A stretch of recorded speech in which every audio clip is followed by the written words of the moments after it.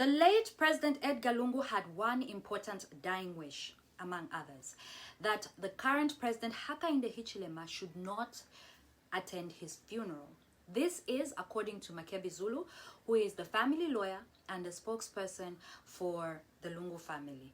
And he didn't just say that. He said that those who showed no interest in Lungu's welfare while he was alive should not pretend to care now that he's gone. Look at this video. At no time did the administration take any interest in his well-being during his illness when he was alive. Former President Lungu's settled wishes were that in the event of his death, those who never showed any interest in his welfare while he was alive should not be allowed to pretend to be interested in his welfare in death. Thirdly, in the event that he was accorded state funeral, his successor should not be allowed to attend it. Now that is a strong statement. And some people took it as proof that the state neglected the former president in his final days. But the secretary to the cabinet came out and basically said that those claims were false.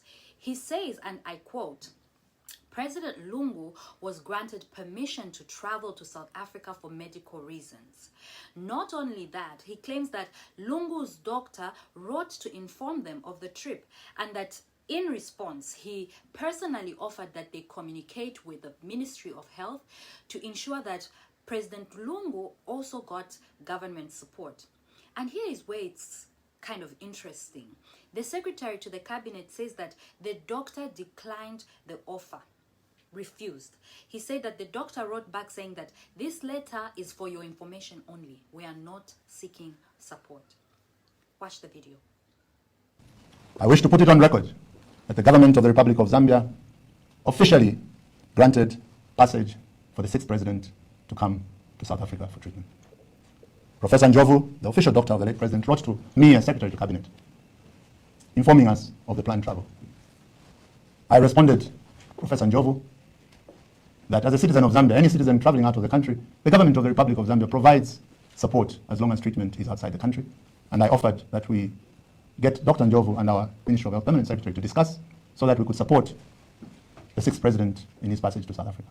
However, it is on record, Professor Njovu wrote back to me, advising me that this was for my information and not for any support.